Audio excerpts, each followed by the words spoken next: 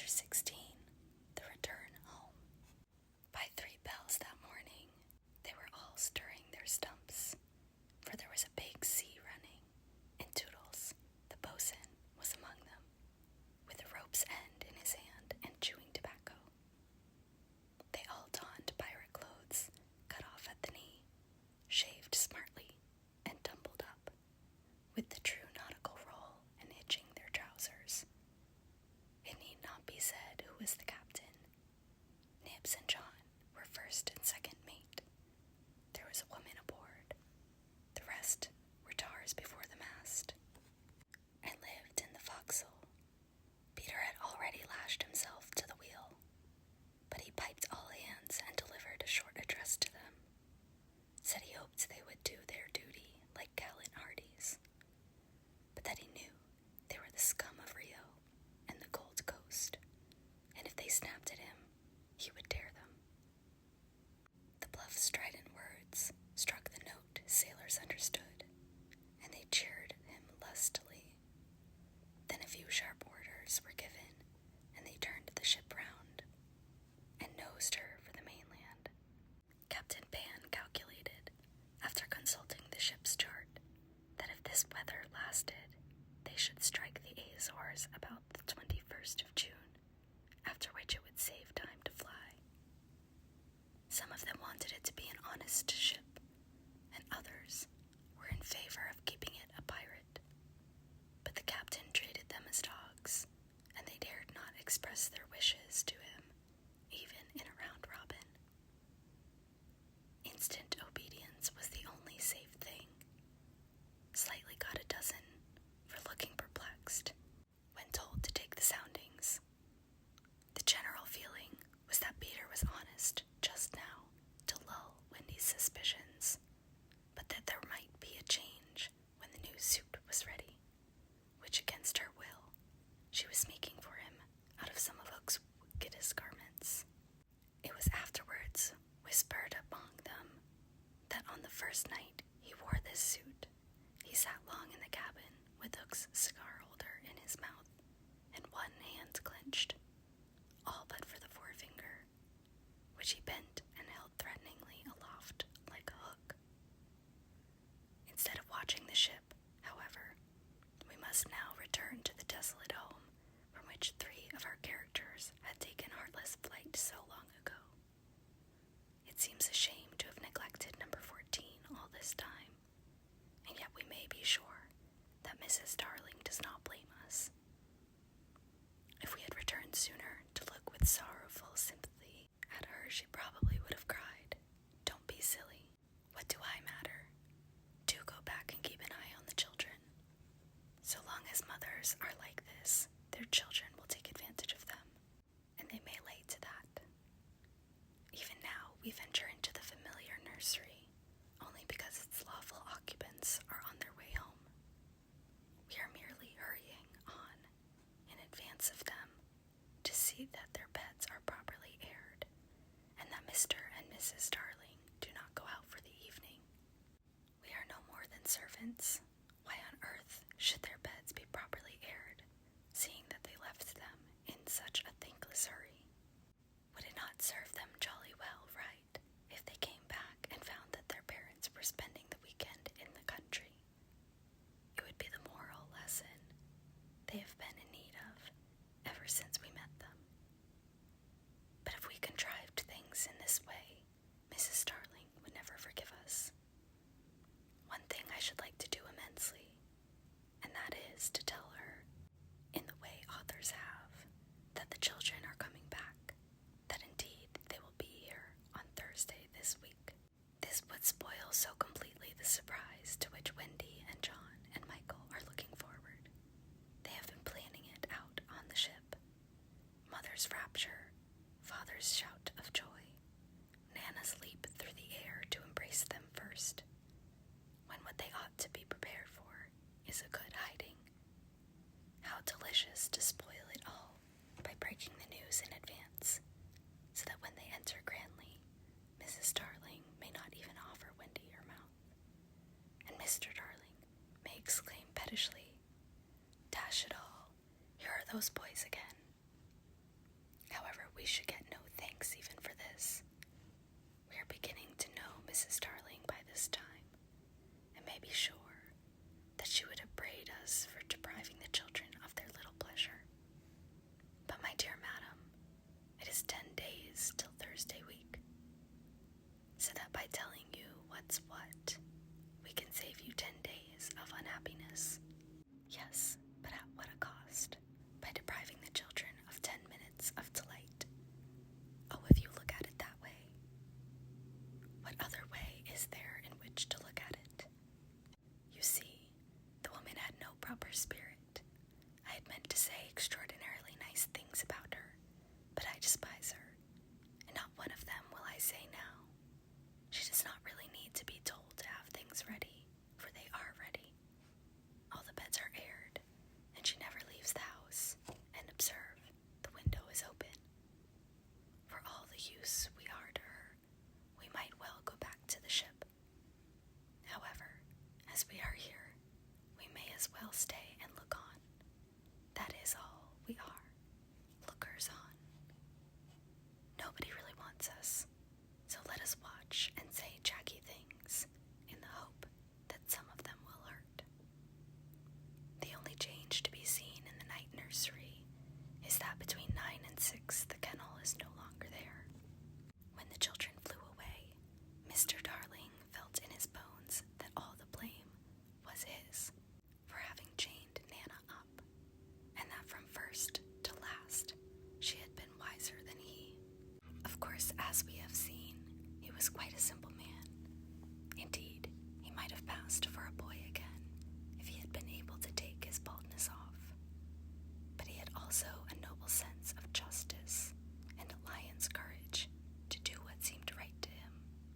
And having thought the matter out, with anxious care after the flight of the children, he went down on all fours and crawled into the kennel. To all Mrs. Darling's dear invitations to him to come out, he replied sadly but firmly, "No, my own one, this is the place for me."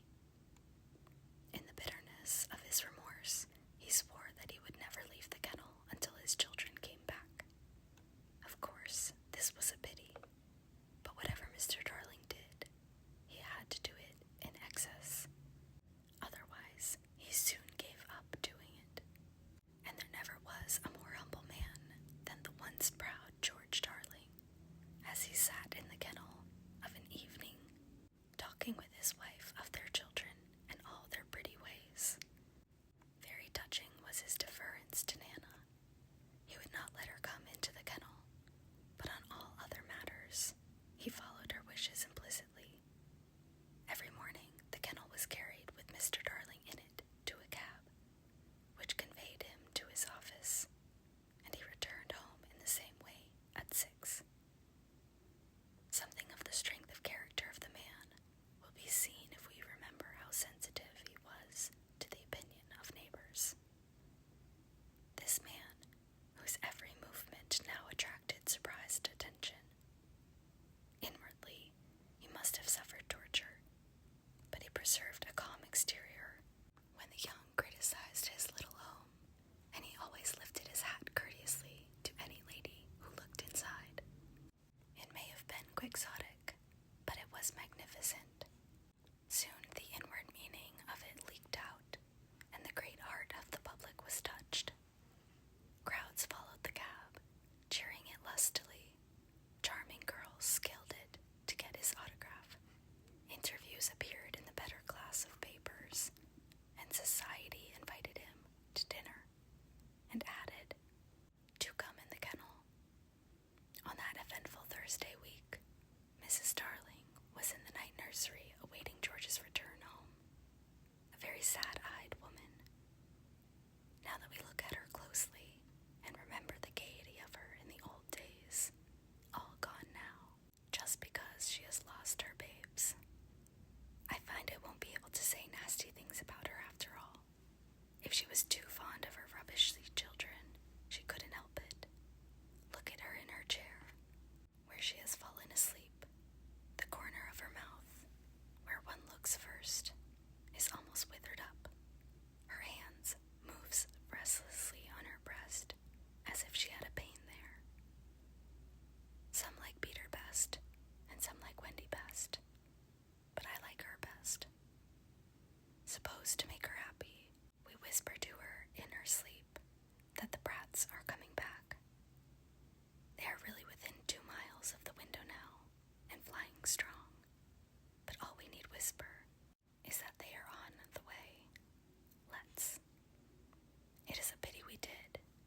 she has started up, calling their names, and there is no one in the room but Nana. Oh, Nana, I dreamt my dear ones had come back. Nana had filmy eyes, but all she could do was put her paw gently on her mistress's lap. And they were sitting together. Thus, when the kennel was brought back, as Mr. Darling puts his head out to kiss his wife, we see that his face is more worn than of yore, but has a softer expression. He gave his hat to Liza, who took it scornfully, but she had no imagination and was quite incapable of understanding the motives of such a man. Outside, the crowd who had accompanied the cab home were still cheering, and he was naturally not unmoved. Listen to them, he said. It is very gratifying. Lots of little boys, sneered Liza. There were several adults today, he assured her with a faint flush. But when she tossed her head, he had not a word of reproof for her. Social success had not spoiled him. It had made him sweeter. For some time he sat with his head out of the kennel, talking with Mrs. Darling of this success, and pressing her hand reassuringly when she said she hoped his head would not be turned by it. But if I had been a weak man, he said, good heavens, if I had been a weak man. And George, she said timidly, you are as full of remorse as ever, aren't you? Full of remorse as ever, dearest. See my punishment, living in a kennel. But it is punishment, isn't it, George? You are sure you are not enjoying it? My love, you may be sure she begged his pardon, and then feeling drowsy, he curled round in the kennel. Won't you play me to sleep, he asked, on the nursery piano. And as she was crossing to the day nursery, he added thoughtlessly, and shut that window. I feel a draught. Oh, George, never ask me to do that. The window must always be left open for them. Always, always. Now it was his turn to beg her pardon, and she went into the day nursery and played, and soon he was asleep. And while he slept, Wendy and John and Michael flew into the room. Oh no, we have written it so, because that was the charming arrangement planned by them before we left the ship. But something must have happened since then, for it is not they who have flown in. It is Peter and Tinkerbell. Peter's first words tell all. Quick, Tink, he whispered. Close the window, bar it. That's right. Now you and I must get away by the door, and when Wendy comes, she will think that her mother has barred her out, and she will have to come back with me. Now I understand what had hitherto puzzled me. Why, when Peter had exterminated the pirates, he did not return to the island and leave Tink to escort the children to the mainland. This trick had been in his head all the time. Instead of feeling that he was behaving badly, he danced with glee. Then he peeped into the day nursery to see who was playing. He whispered to Tink, it's Wendy's mother. She is a pretty lady, but not so pretty as my mother. Her mouth is full of thimbles, but not so full as my mother's was. Of course, he knew nothing whatsoever about his mother, but he sometimes bragged about her. He did not know the tune, which was Home Sweet Home, but he knew it was saying, come back, Wendy, Wendy, Wendy, and he cried exultantly, you will never see Wendy again, lady, for the window is barred. He peeped in again to see why the music had stopped, and now he saw that Mrs. Darling had laid her head on the box, and that 2 tears were sitting on her eyes. She wants me to unbar the window, thought Peter, but I won't, not I. He peeped again, and the tears were still there, or another 2 had taken their place. She's awfully fond of Wendy, he said to himself, was angry with her now for not seeing why she could not have Wendy. The reason was so simple. I'm fond of her too. We can't both have her, lady. But the lady would not make the best of it, and he was unhappy. He ceased to look at her, but even then she would not let go of him. He skipped about and made funny faces, but when he stopped, it was just as if she were inside him, knocking. "Oh, all right," he said at last, and gulped. Then he unbarred the window. "Come on, Tink," he cried, with a frightful sneer at the laws of nature. "We don't want any silly mothers," and he flew away. Thus Wendy and John and Michael found the window open for them after all, which of course was more than they deserved. They alighted on the floor, quite ashamed of themselves, and the youngest one had already forgotten his home. "John," he said, looking around him doubtfully, "I think I have been here before." "Of course you have, you silly. There is your old bed." "So it is," Michael said, but not with much conviction. "I say," cried John, "the kennel," and he dashed across to look into it. "Perhaps Nana is inside it," Wendy said. But John whistled. "Hello," he said. "There's a man inside it." "It's Father," exclaimed Wendy. "Let me see Father," Michael begged eagerly, and he took a good look. "He is not so big as the pirate I killed," he said with such frank disappointment that I am glad Mr. Darling was asleep. It would have been sad if those had been the first words he had heard his little Michael say. Wendy and John had been taken aback somewhat at finding their father in the kennel. "Surely," said John, like one who had lost faith in his memory, "he used not to sleep in the kennel." "John," Wendy said falteringly, "perhaps we don't remember the old life as well as we thought we did." A chill fell upon them, and served them right. "It is very careless of Mother," said that young scoundrel John, "not to be here when we come back." It was then that Mrs. Darling began playing again. "It's Mother," cried Wendy, peeping. "So it is," said John. "Then are you not really our mother, Wendy?" asked Michael, who was surely sleepy. "Oh dear," exclaimed Wendy, with her first real twinge of remorse. "It was quite time we came back." "Let us creep in," John suggested, "and put our hands over her eyes." But Wendy, who saw that they must break the joyous news more gently, had a better plan. "Let us all slip into our beds and be there when she comes in, just as if we had never been away." And so when Mrs. Darling went back to the night nursery to see if her husband was asleep, all the beds were occupied. The children waited for her cry of joy, but it did not come. She saw them, but she did not believe they were there. You see, she saw them in their beds so often in her dreams that she thought this was just the dream hanging around her still. She sat down in the chair by the fire, where in the old days she had nursed them. They could not understand this, and a cold fear fell upon all three of them. "Mother," Wendy cried. "That's Wendy," she said, but still she was sure it was the dream. "Mother, that's John," she said. "Mother," cried Michael. He knew her now.